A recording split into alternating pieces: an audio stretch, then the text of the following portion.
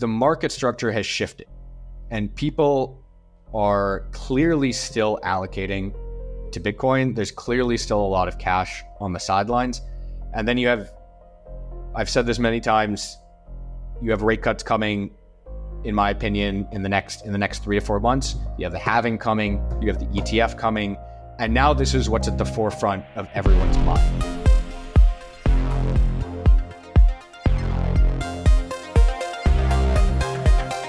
All right, welcome back to another episode of 1000X, our first episode since interviewing Anatoly, which was, by the way, a phenomenal episode.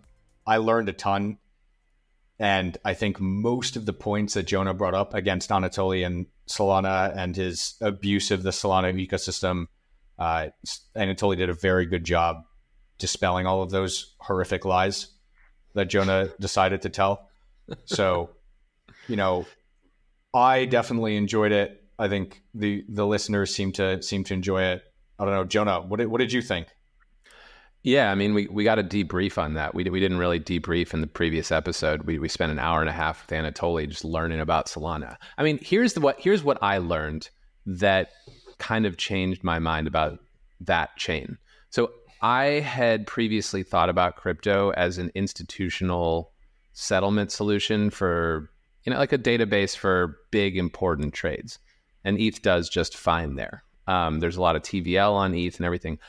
Anatoly made me realize that centralized solutions for microtransactions like payments or a few other types of smaller transactions like, whatever's running Render and Hive Mapper and Helium, like that's probably better off in a decentralized world as well. That didn't factor into my thinking before.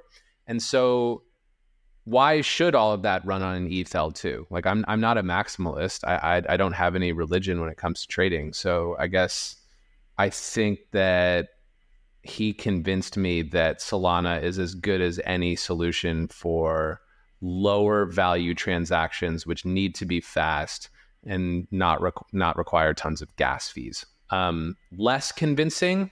So I think that's a massive use case. And if Solana can pull that off, it's going to be even more valuable than it has become recently. Where I was less convinced, or where I felt like maybe I missed something or didn't understand as well, was when he was explaining some of the Fire Dancer stuff. I get that it's good to have a validator client that's laser fast, but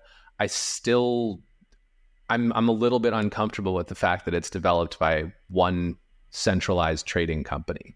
Like decentralization matters in crypto. And if everyone's running validator clients built by Jump, there's got to be something in it for them other than altruism to build a happier, more equitable marketplace. Like I'm a little bit nervous about that. And he didn't really explain it, but he fucking crushed every other argument I had against Solana. And he really changed my mind on it. What did you think, Avi? Yeah, I mean, I agree with you. I want to dig into that point a little bit. I don't know how much it matters that Jump is building Fire Dancer, because here are the facts. It's going to be open source software. And so everybody, once it's live, once it's out there, once it's known, everybody's going to know how it works. And so Jump is probably building it, if I were to take a wild guess, because they have some sort of good relationship with Solana. They might even be getting paid on the back end. I don't know. I don't think it matters.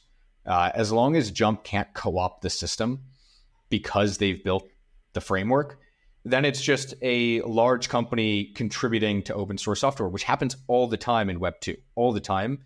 You have large companies that contribute to open source software as just part of business. You have engineers at Facebook, at Google, at Apple that continuously contribute to open source software, not necessarily because they derive any immediate direct benefit from contributing to that software, but because they use the software, they find it useful and good, and they want to improve it and they want to make it better because there's certain things that they need out of their systems that they're not currently getting, and they view the best way of getting those needs is to just build it themselves. Yeah, like Meta building Llama. That's a good right. It becomes a public good as long as it's open source. So as long as you have that aspect, I actually don't necessarily view that as a negative. I view it as potentially a positive, because Jump can bring in other people. And so while I agree there's probably something going on behind the scenes there, I actually don't really care to find out. What I care about is, does it actually improve the experience of validating Solana? Does it deliver all of the benefits that Anatoly said that it will deliver? And I think the answer is very likely to be yes. And so now you have finally a monolithic L1 that is useful, that doesn't go down, that is fast, and you have this embedded system where you can basically build whatever you want and your application will run smoothly. And so having that effective database underlying what could be the whole internet in the future is pretty bullish. Now, with all of that said, one thing that stood out to me was he didn't really have an answer for what should the value of Solana be in the future. And I tried to press him on this. I tried to ask, okay, well, let's say that Solana is the one crypto platform that survives in 20 years. The only thing that people touch is Solana. If there's no mechanism to deliver value back to the Solana token itself, then does that Solana token deserve a high valuation?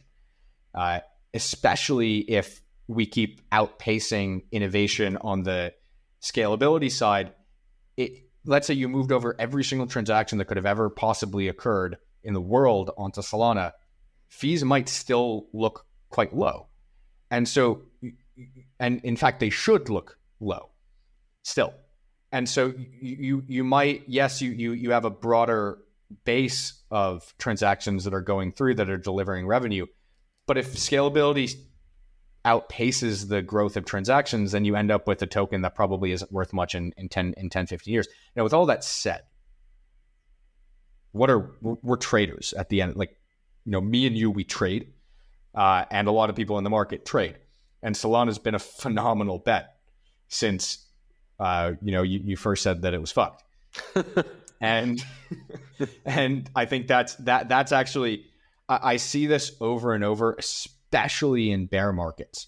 The most hated assets actually do the best. And the reason is because hated assets generate an emotional reaction. Yeah, these guys, these devs, they're pouring their livelihoods into this chain, even though it was on its knees for a while earlier this year. So they get upset when you go and tell them that they're pouring their livelihoods into a doomed, vaporware product, right? And that came out when I tweeted against it. Maybe we should just shit post against Polkadot and Near and Tezos and just see. I don't think people would care. Cardano. And that's the difference. I think even the Cardano people have given up at this point. like shit post about anything that you want. Solana generates that reaction. It reminds me a lot of ETH in 2019, 2020. And so, look, I think Solana was a lot of people's first amazing trade in their lives. Sam got a lot of people. It was the only trade that Sam made that probably made money. Yeah. Maybe a lot of people got into crypto because of that, and they're still here. I think that's accurate. I also think that, am I going to sell every little last bit of Solana that I own if Solana hits 250? 100%, no question. That's just the way that it works, because I view this as a phenomenal trade. I think that the usage of Solana, the cult of Solana, is only going to grow.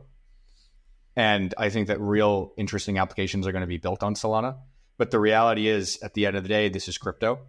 And I think the application layer is where most of the value is going to end up accruing anyway.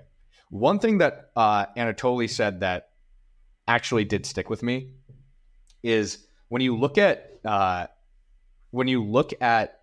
Web 2, the actual amount of applications that have generated usage is smaller than the infrastructure layer. Not in terms of market cap, but in terms of amount of different things that exist, right? And I viewed that as actually a very strong point, right? Think of okay, Facebook, Instagram, WhatsApp, those are all Meta, Google, a lot of Gmail, a lot of these applications, they're actually not that many in the grand scheme of things. And so you might see the same thing happen with crypto. I mean, his argument was that you would, see a very similar thing happen with crypto, where it's going to be a few select group of applications that get extremely large, that are extremely valuable, and that drive most of the economic activity on crypto. And that's actually okay. The question is, what are they going to be, and what is it going to look like in 5-10 years? I do think one slight difference is that a lot of basically everything in crypto is open source, so it's a lot easier to compete with these products because you can just fork it, tweak it, improve it, and launch. Well, you see a lot of copy pasting going on in Web 2 as well. Snapchat became successful and Instagram launched stories or whatever the fuck. I don't know. I'm not on either of those apps. I'm too old. But I think you bring up a really good point about the applications that cause home runs. And this also ties back into Solana and my original thinking on Solana, which is like, look at the applications on Solana. This is, circa 9-10 months ago. It's like you have StepN, right, which is a walking app that crashes the entire chain. And then you have a bunch of Ethereum DeFi ecosystem clones and a bunch of NFT projects that are like trying to achieve. You have like the pixelated seagull things that look kind of like pixelated CryptoPunks, but knockoffs. And I was just like, okay, this chain is filled with applications that are not that useful. And the one innovative one of the walking app kind of like took down the whole thing. Solana has not fulfilled its promise. It's vaporware. And I was too quick to write it off. What I should have realized at the time, especially when it was trading $8 a token, to my own credit, I didn't sell there. But I should have been buying. And the reason why I didn't was because I was like, look at this thing. It's fucking broken and it's not fulfilling its promise. No reason to pay attention to it.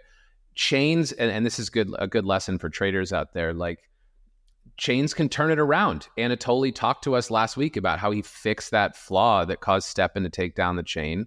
And they're attracting new applications now. Like, fine, maybe Ethereum has more TVL on DeFi because it's a settlement layer for high value transactions, but things like Helium and HiveMap are flocking to Solana, and those are the next apps, right? So just because something's getting beaten up doesn't necessarily mean that it's gone. It's going to zero. Trends can reverse. These devs who are super committed in one ecosystem or another, they can turn it around. And so I guess the big question for crypto traders out there is what's next, right? Solana started the year at $8. It ripped up to 42. It's insane returns, right? Huge trade. What's going to pop next? We mentioned near Polkadot and Cardano earlier. Like, are any of those things coming out of the gutter? What do you think, Avi? So here's one thing that's happened with Solana that I think extends, and this is how I'm thinking about the market and how I'm positioning right now, is that there were many people that actually had a very bullish view on Solana that weren't positioned for it because they saw the supply issue of Galaxy selling a bunch of Solana, the FTX estate, right, going through them. And they knew that they wanted to buy, but they weren't exactly sure when to buy. They knew they had a 2 to 3 year thesis on this, but they wanted to wait for a better price. Then the market rips. And it turns out that the supply is being absorbed really nicely. And there are actually a lot of other buyers in the market that these people are gonna be competing with. And so something in the market has shifted, Jonah. We're seeing for the first time supply actually go the opposite way, that the amount of supply there is to sell, even if it's telegraphed, is less than the amount waiting on the sidelines that wants to buy. And so what this has done is it's created a psychological shift in the market where people are now looking to good products that are delivering a good experience that may have been written off, that people were waiting on the sidelines for the market to get hot again. Now people are coming back in and they're saying, wait a second, maybe I should be buying this stuff. Just a few examples of this. Blur, great example. It's a great product. It's used. It was hated by the NFT community for, in my opinion, fugazi reasons. Oh yeah, it's tanking it's not tanking the NFT price floor if people wanted to buy it. No, it's causing efficiency. That's what it's causing. It's causing yes, you can get paid to list assets below to trade, but if people wanted to buy it at that price, they can go buy it at that price, right? If they view it as a good. I wish Blur would tank the Fidenzas so I could buy some. So what am I seeing? Okay, Blur's now up a ton since the lows because people realize it's a good product. If you like NFTs, if you like the direction of the market over the next 5 years, 3 years, 1 year, then you should probably own some. And a lot of people didn't because of the airdrop that's coming, because of the supply issues. And I think people are starting to realize I can't just wait. I just have to buy a good value at a good valuation that I think at some point in the next year or 2 years, it's going to trade far above that. I'm seeing the same thing happen. We're seeing the beginning of it happen right now with CryptoPunks, in my opinion. There are a lot of people that told themselves, when the new cycle comes, I'm going to buy CryptoPunks because CryptoPunks are going to rip really hard. And you're starting to see people position for that now. And people are going to get really worried that that's going to get away from them. So what this is causing, the psychological shift in the market, is I need to go buy my cycle bags now. Otherwise, I will be screwed if Bitcoin goes to 50K. I'm not going to get an entry. And on the flip side, it makes people a little bit more comfortable buying them because, okay, maybe it goes down 20%, maybe it goes down 30%, but at this stage in the market, I'm playing for a 3x, I'm playing for a 5x, I'm playing for a 10x. Yes. And so, yes, maybe you don't blow your whole load immediately, but what you do is you start allocating to things that you like long term, and that's shift. And BTC is, by the way, doing the same thing. So why do I think Bitcoin rallied so hard post, over the last month? I think there's actually one specific reason. And this is when we got really bullish. I did not bottom tick. We didn't buy 25, 26 with size. We did buy 28 with size. Why did we buy 28 with size? Now, take a step back. The thing that rocketed Bitcoin up was the fake headline from Cointelegraph about an ETF being launched. We both have been talking on this podcast for so long about how that ETF is the catalyst. The hard part was answering the question, when does that catalyst start to kick in? The moment the fake ETF headline comes out, we trade 30, we retrace down to 28, you have to buy. Why do you have to buy? Because everybody in the market looks at that and they go, oh my God, if the ETF drops tomorrow, and we think 90% chance it drops by Q1 of next year, I'm so out of position. I'm gonna miss the whole thing. I have to start allocating now. So it flipped, right? It was like sometimes you need a catalyst to get people to position, to break them out of that mentality of I'm just gonna wait on the sidelines. That tweet, funny enough, even though it was completely fake, that was the catalyst. And so what you're looking for when you're trading a market like this is you're trying to understand the drivers behind allocation, and then what could lead to those people allocating if you have a view on this asset class that's positive. And so the moment that happens, you say to yourself, well, okay, that was our catalyst. So now we probably get the ETF rally a little bit sooner than expected. I was not expecting this at 25K.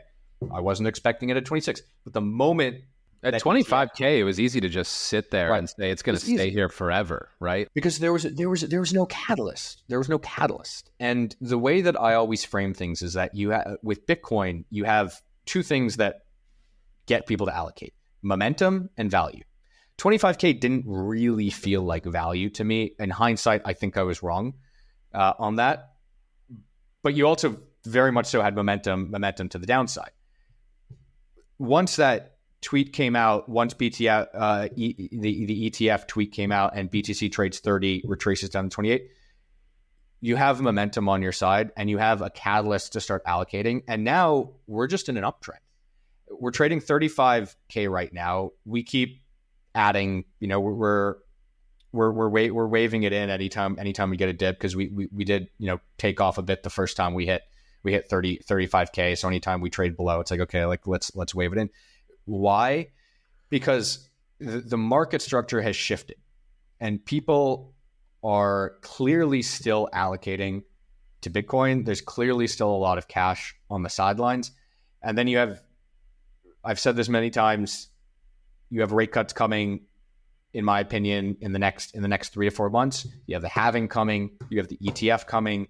And now this is what's at the forefront of everyone's mind. The risk to buying Bitcoin is pretty limited here. Like, I think I just don't think you can lose that much money buying Bitcoin at these levels. I hate you saying that so much with every. Because why? Because I'm always wrong. No, that's not what.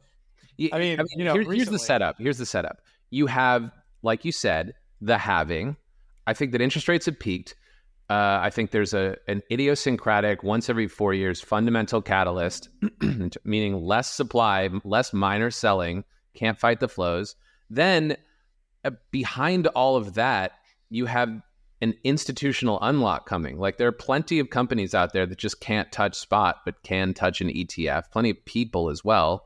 And so all of that, like, that kind of caps your downside. To me, over the long run, and you talk about, hey, do you wait for a dip to buy Bitcoin, or do you just ape in at current levels? I have a framework for this that I want to share. So at Goldman, on the commodities trading floor, this is before computers took over. There was a lot of shouting. I would be market making all day, screaming. I would go home every day with a hoarse voice from just shouting out quotes on options and futures. And one of the things that sometimes would happen on the trading floor is I'd quote a tight market, and a client would come in and ask for a penny better on the bid or a penny better on the offer, and then they'd trade. And the joke on the floor was like, oh, so-and-so's being a dick for a tick. So there's this big sort of trading truism. Don't be a dick for a tick. Don't just like try to ask, like, what's that extra basis point or penny really matter to you in the long run for your trading horizon and your P&L projection? Like, if that's the difference between you buying and not buying, like, you probably aren't in this for trying to make a lot of money. You're probably just being a dick for a tick, trying to scrape pennies here and there. And there's some truth to it, but at times, if you just overpay for everything, you'll bleed out, right? So you have to develop a real framework. When do you just cross the spread or get in at levels that are well off the lows? And when do you hold off? When do you wait for a better price? So the framework I developed is what I like to call the bad risk, good risk framework. Basically, if you're looking at your portfolio, you have to assess whether you are holding toxic waste or pure gold. And you kind of have to be a little bit black and white about it. And not holding something can be toxic risk as well. Like, if you're passionate about crypto and you think that Bitcoin's going to trade $1 million a token in your lifetime, and you're flat Bitcoin, that flatness is toxic risk in your portfolio. So when it comes to toxic risk, you need to get the fuck out of it. If you are long something that you think is going to zero, don't be a dick for a tick, just sell it. If you're effectively short or flat something that you think is going to rip, don't be a dick for a tick. Go and buy, even if it's trading 35,000 and you wish you could have gotten it at 25,000. It may never trade there again, right? Yep. However, in the meantime, especially with range-bound things where you're sort of like trying to assess or tweak exposures that you have that aren't necessarily toxic, I think it does pay to be a little bit patient. And not just get excited about things at the same time as everybody else is getting excited. So I'll just tell you my view on Bitcoin, and then I'll stop rambling. Basically, I think that over our lifetimes, Avi, this is one of the most obvious trades in the history of finance. There is an asset that has been accepted as a store of value and a means of exchange, and basically a global reserve asset that's already kind of given. The genie is out of the bottle there, and it's not going back in. And the supply is constrained. The stock and flow dynamics are such that only 21 million of these things will ever be minted. And so given that that's the case, and you can't do an crude oil thing, go and mine more of it, like, I think this thing is going to go parabolic throughout our lifetimes. So I am still buying Bitcoin here for myself. Like, I think it's going up a lot, and I don't really care. Solana, I'm less sure of, and so I would not be adding at current levels after it just 5 to 6x off the lows. Damn, that's the most bullish thing you've ever said.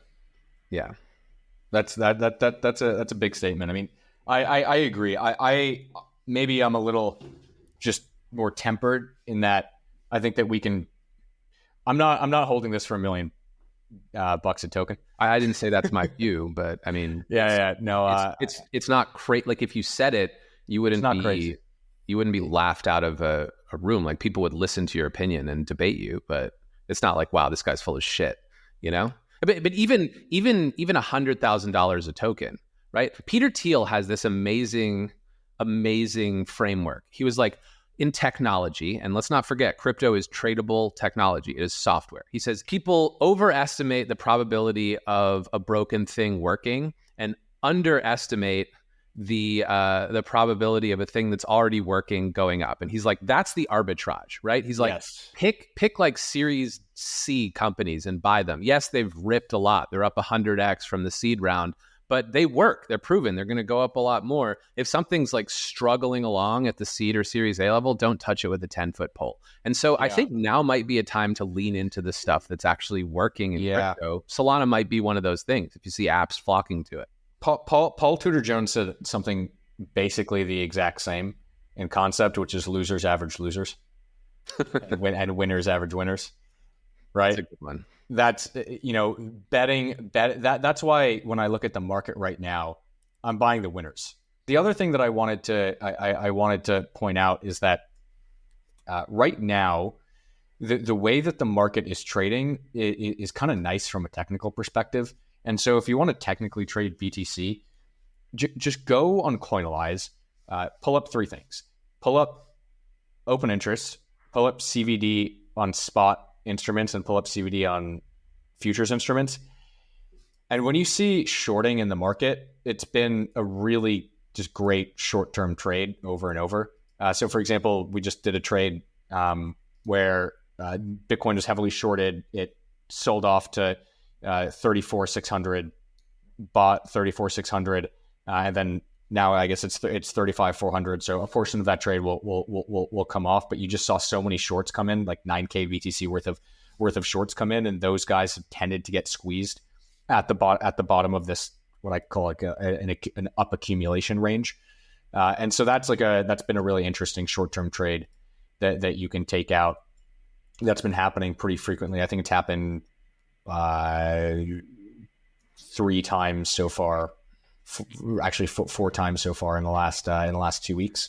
I used to not believe in technicals, but then after spending a little bit more time reviewing that thesis, I found the technicals are pretty much all there is to trade on systematically with a time horizon of under an hour. So if you have a computer trading for you, it's technicals are all you got. But then on the longer term things, like I still don't really believe you can make money trading, taking investment views on technicals. However, I do believe that you can apply technical analysis to what in crypto, let's call it fundamental indicators, which in crypto means things like Glassnode's MVRV metric or CDD metrics.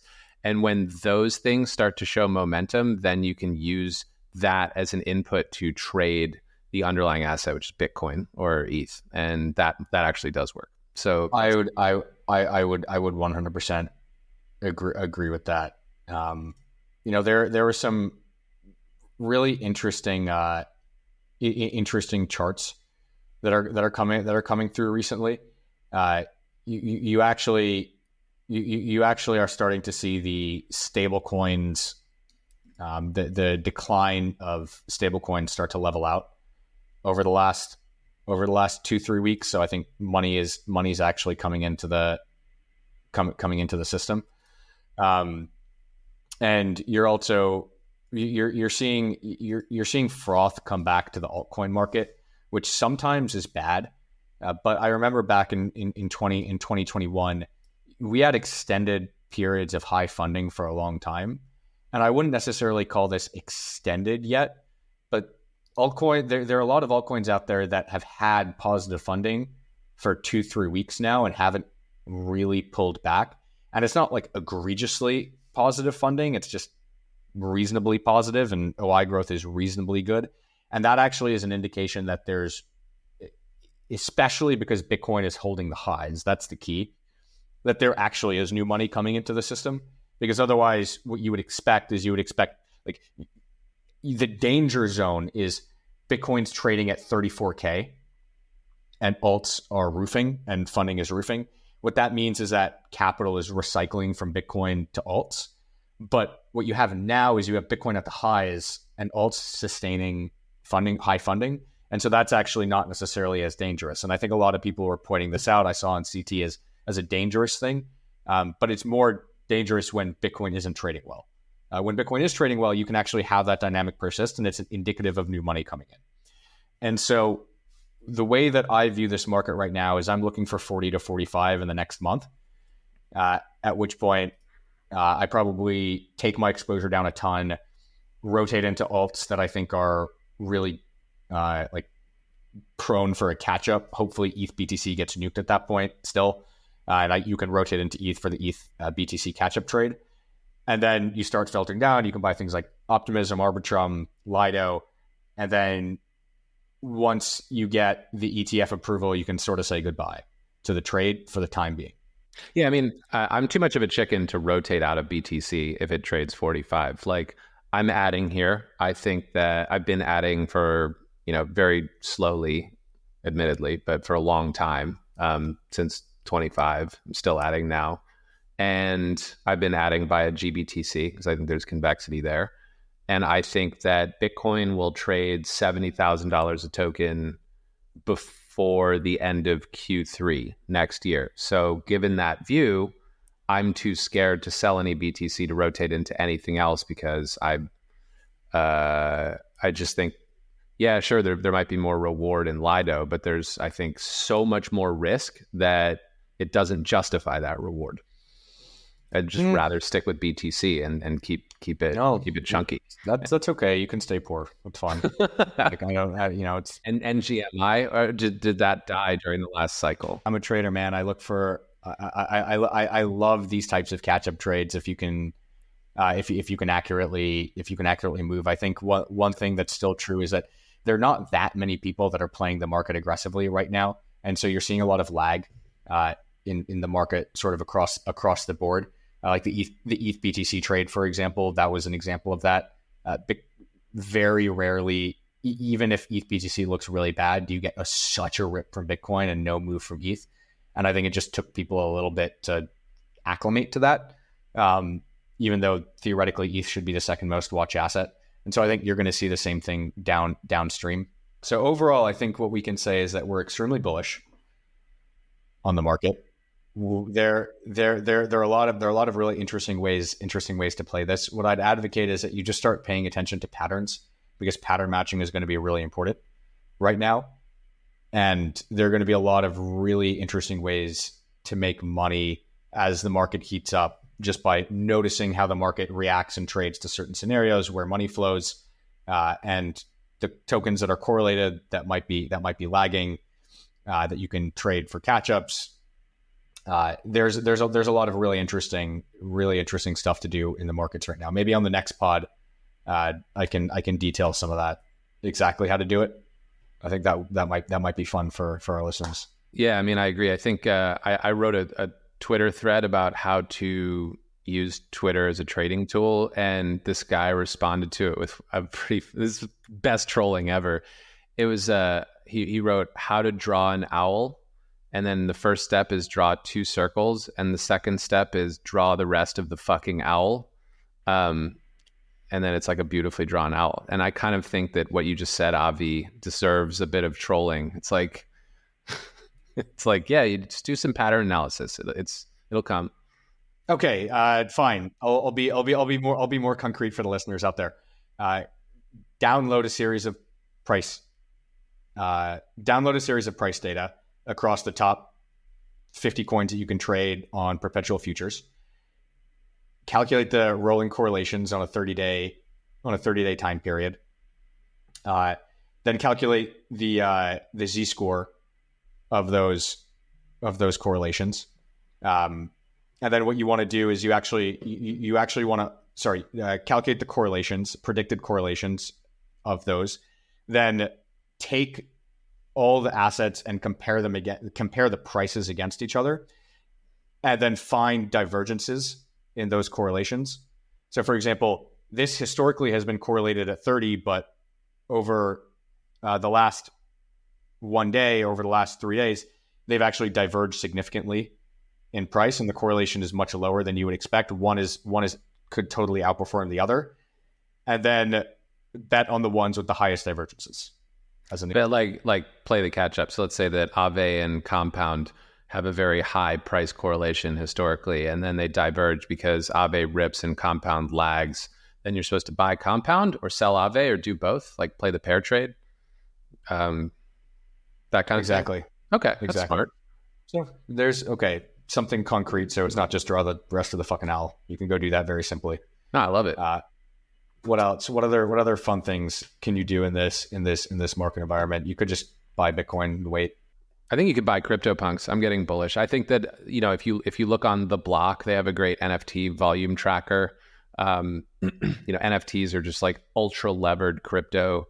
Punks and apes, the floor is still near the lows. That could be an amazing catch-up trade. Just buy a floor punk or party DAO your way into a floor punk, or something like that. I think the fact that volumes are picking up in NFTs means it's a sentiment indicator. It means that people who have been hibernating in this crypto winter are starting to feel a little bit less terrified, and that's pretty good.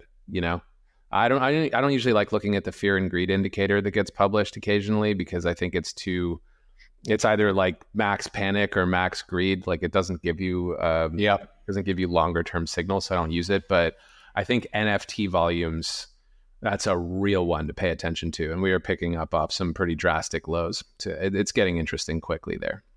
That could be a good one. I think that I feel bold right now. I don't think there's a lot of risk. There's just too much tailwind going on. I think what could really smoke crypto, if I'm just trying to think of things that could take it out, some sort of crazy government default scenario or a massive recession. But another reason why I feel confident around those geopolitical and macroeconomic risks is that the last 3 to 4 times we've had serious risks like that, like 2008 and COVID were the two big ones. Then a couple of other ones like 2018, taper tantrum. The government just turns on the fire hose of money, and crypto is literally purpose built to hedge your portfolio against those scenarios. So I almost think bring on the crisis. That's a dip to buy because of the anticipated response. Yeah, I think that's very accurate. All I'll say is I'm hopeful that this continues trending in our direction. I think this is a really good time for Bitcoin because it's also decorrelated a lot from the broader markets. And so you have a lot of strength in BTC when other things are doing poorly. And so if people are searching for return, especially on the macro TradFi side, then that starts to look Bitcoin starts to look a lot more interesting here. Yeah, it's crazy. I talk to my friends outside of the crypto market, and they look at me like I'm diseased. Like I've been wading through nuclear waste with the last 2 years of my life. Meanwhile, if you just look at the board, look at Bitcoin. It was down a lot in 22, but if you didn't invest in it this year, you're just making excuses for your underperformance at this point. It's stellar, and this isn't something that most people can't touch. You could have, let's just do a victory lap, Avi. Since January 1st, we've been telling people to buy GBTC. How much is GBTC up on the year? I think 230%. ETH's up 200. I think, by the way, ETH's still a great trade. Me too. You can throw this stuff in your Schwab or your Fidelity account. It's not like you need to set up cold storage and have people guarding it with guns. It's accessible. I think what you're trying to say with the beginning of this discussion is that if you listen to everything that we say, make money. Yeah. Easy. Just draw the fucking owl, just draw the fucking owl. No, actually, it's funny. It's funny because I view this podcast as a chance for us to explain how we think about things. But the reality of the situation is that we change our opinions every 30 seconds. I don't think we've changed our opinions on being bullish crypto throughout this. No, we were, I was bearish. I was tactically bearish for a bit. I got some calls wrong. In aggregate, we've had a very good year, and I think most of the calls have been pretty good. But because you have to, you just have to adjust your opinion when information changes, right? You just have to. And I think that's a great lesson for the listeners, not just like, yeah, change your view when the information changes, but also like put your views out there. Like we're podcasting right now. 600,000 people looked at this tweet, and like half of them came after me and called me a clown.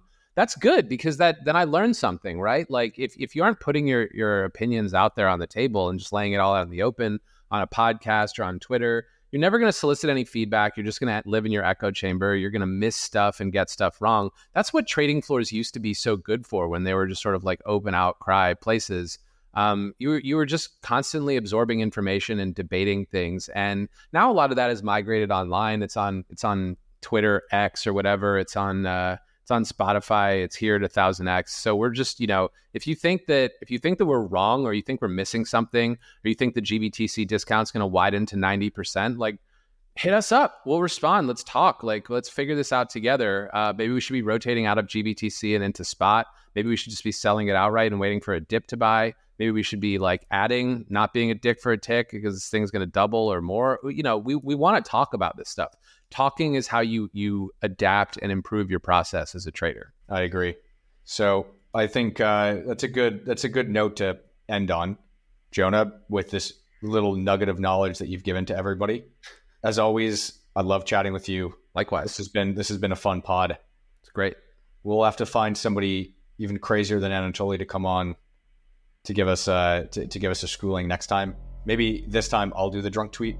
And we'll see. I wasn't that drunk. I just had a couple glasses of wine. But it's such a good story. It's just such a good story. Dude, great to see you as always. Let's try to find some guests. If anybody wants to be on the 1000X pod, DMs are open. We want to talk. Yes. All right.